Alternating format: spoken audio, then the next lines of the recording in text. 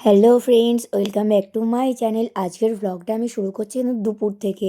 মানে আজকে সকাল থেকে তো কিছু করার নেই, যার জন্য দুপুর থেকেই আমি শুরু করলাম। দেখো, মেয়ের এক্সাম ছিল, ও পরীক্ষা দিয়ে চলেও এসেছে। ওর পরীক্ষার কোশ্চেনগুলো দেখছিলাম। ওকে তো যখন ভাত দেবো তখন দেখলাম এই যে আমাদের লালুবাবু দাঁড়িয়ে। তো ওনাকে তো তোমরা দেখেছো প্রত্যেকটা ভ্লগেই, ওকে যেমন পারি একটু করে বিস্কুট দিই, আজকেও দিয়েছি। তো মেয়ের বায়না হয়েছে এখন কি ডিম ভাজা খাবে। তো আমি কি করলাম, একটু পেঁয়াজ কুচিয়ে নিলাম, নিয়ে আর গ্যাসে ঠেকাবো না, মানে গ্যাসে ঠেকালেই এক্ষুনি আবারও গ্যাসটা মুছতে হবে, যার জন্য ইন্ডাকশানে বড় কড়াটায় একটুখানি ডিমটা ভাজবো আর কি। আর এটা ছিল ননদের ছেলে, দেখো ও ওখানে খেতে খেতে খেলছে, আর আমি এখানে ননস্টিক কড়াই মেয়েটার ডিমটাই ভাজছিলাম। গরম গরম ডিম ভাজা দিয়ে ভাত খাবে বলছে, আমার নিজেরও একটু লোভ লাগছিলো। যাই হোক, মাছের ঝোল ছিল ফুলকপি আলু দিয়ে, আমি সেগুলোই খাচ্ছিলাম। বা সেগুলো নিয়ে বসেছিলাম। ও শুধুমাত্র একটুখানি ডিম ভাজা দিয়ে ভাত খেয়েই উঠে পড়েছে। কিন্তু দেখো, এখন আমরা খেতে বসেছি, আমাকে এই যে একটুখানি দিল ঠাকুরের প্রসাদ, তো আমি সেটুকু দিয়ে একটু খাচ্ছিলাম আর কি। আর অনেক দিন পর ডিম ভাজা দিয়ে ভাত খাচ্ছি, একটুখানি দিয়েছে, বাট এটা কিন্তু অমৃত লাগছিল আর কি। যদিও ডিম ভাজা সেইভাবে খাওয়া হয় না। তারপর দেখো ওপরে গেলাম, ওপরে যেয়ে দেখলাম এই পার্সেলটা এসেছে, বাট ভীষণই মানে ব্যাড এসেছে। ফ্লিপকার্ট থেকে এটা নিয়েছিলাম, খুব খারাপ এসেছে, এটা আমি রিটার্ন করব পরে। তো যাই হোক, বিকালবেলা আমি একটু মাকে দেখতে গেলাম। মার যেহেতু মানে শরীরটা সবসময় তো ভালো যায় না, যার জন্য একটু ভাবলাম যে মাকে আর দেখে আসি। আজকে দুপুরবেলা ঘুমালাম না।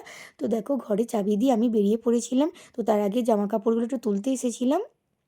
এই করে মানে জামাকাপড়গুলো তোলার পর আমি এই যে সাইকেলটা বের করছিলাম, মেয়েরই সাইকেল। সাইকেলটা বের করে নিয়ে আমি একটু বাড়ির উদ্দেশ্যে রওনা দিচ্ছিলাম আর কি। তো সেখানে যখন যাচ্ছি, মার জন্য বা ভাইজি আছে, ভাইজির জন্য কিছু নিয়ে যাবো না সেটা তো হয় না। আর দেখো, ওটাই নিচ্ছিলাম আমি দোকান থেকে, গুড়কাঠি চিপস টিপস কিছু নিলাম আর কি, খাবারের জিনিস যেগুলো হয়। আর এখানে আমাদের গীতা পিসি দাঁড়িয়ে আমাকে বলছে কিছু কিনে দে। তো আমি ওকে দিলাম, একটু কেক দিলাম, আর একটা বললো চিপস খাবো। আমি বললাম, ঠিক আছে তাহলে নাও। চিপস যখন নিচ্ছে, যেহেতু গীতা পিসি আমার মায়ের একটু দেখাশোনা করে বা মায়ের কাজ করে দেয় অনেকটা, যার জন্য আমি ওকে একটু ভালোবাসি। আর ও যে যা খেতে ইচ্ছে যায় ওকে একটু সেটাই দেওয়ার চেষ্টা করি আর কি, দেখা হলে। তো দেখো, আমি বাড়ি চলে এসেছি। এসেই যে আমার পুচকে ভাইজি, ভীষণই দুষ্টু।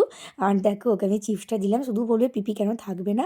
তো আর যাই হোক, এখানে পুকুর পাড়ে দেখো, আমাদের এই যে পুকুরটা, পুকুর পাড়ে সবাই মিলে আড্ডা বসিয়ে, বোন, ওই যে আমার ভাই ছিল, সবাই মিলে বেশ মজা করছিল। দেখো, তারপর আমি চলেও এলাম বাড়িতে।